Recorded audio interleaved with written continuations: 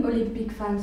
Today, we are very lucky to interview for you one French champion who has been selected to represent France in the London Olympics this summer. I give you Marie Delard, interviewed by our French journalist. Bonjour Marie, en quoi consiste le canoë-kayak? Bonjour Louise.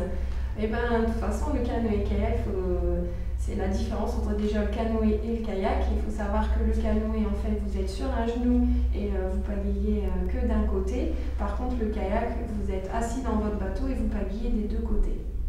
Voilà. Après, il faut savoir qu'il existe plusieurs disciplines dans le canoë-kayak. Moi, je pratique la course en ligne. Donc la course en ligne, eh ben, c'est assez simple, c'est un peu comme l'athlétisme. Il y a 9 couloirs, un départ. Et ben, le but, c'est d'aller le plus vite et de passer la ligne d'arrivée le premier. Et sinon, après, au niveau olympique, il y a le slalom. Le slalom, eh ben, c'est sur bassin d'eau vive où il faut passer des portes. Ensuite, il existe la descente, il existe le kayak mer et il en existe encore plein d'autres.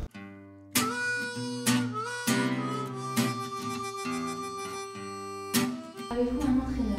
Oui, j'ai un entraîneur, j'en ai même deux. J'en ai un au niveau de mon club et un au niveau de l'équipe de France. Peut-on considérer le canoë-kayak comme un sport d'équipe? Ah oui, oui, c'est vraiment un sport d'équipe. C'est une base individuelle, c'est-à-dire qu'au quotidien, on s'entraîne individuellement. Mais sinon, quand on est en course, il existe du K2 et du K4 et c'est vraiment esprit d'équipe, c'est-à-dire que s'il y a une personne qui joue son individualité dans le bateau n'avancera pas. Donc c'est vraiment un esprit d'équipe. Et après aussi, au sein de l'équipe France, il faut vraiment être soudés entre nous.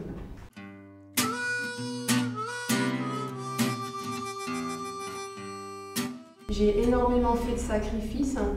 Déjà ma jeunesse, parce que j'ai commencé à l'âge de 13 ans et ben voilà, le soir, par exemple le week-end, au lieu de sortir avec mes copains, et ben, je faisais mes devoirs parce que ben, les entraînements on ne peut pas les faire la nuit, on est obligé de les faire dans la journée.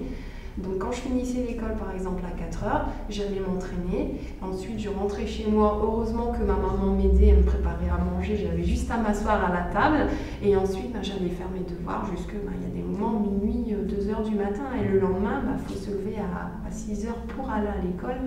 Donc c'est vrai que ça a été vraiment un moment très difficile et il a fallu faire énormément de sacrifices. Are you good at English?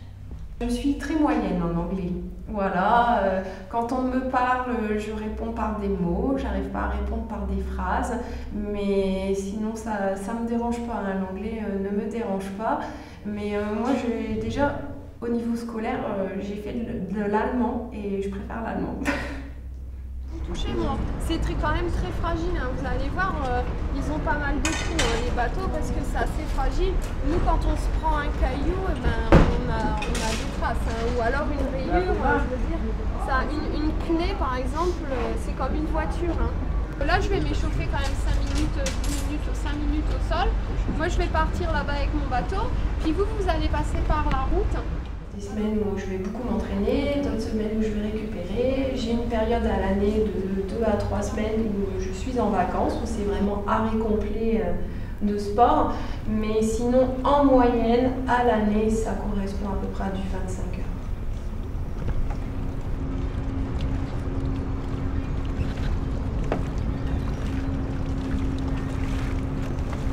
Je suis en équipe de France depuis 1996.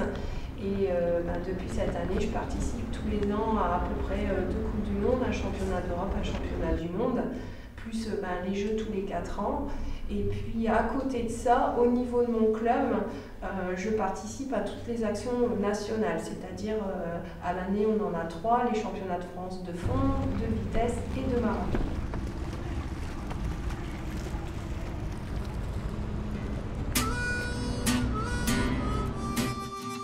Marie for accepting this interview. Merci à vous aussi de m'avoir accueilli sur ce beau plateau.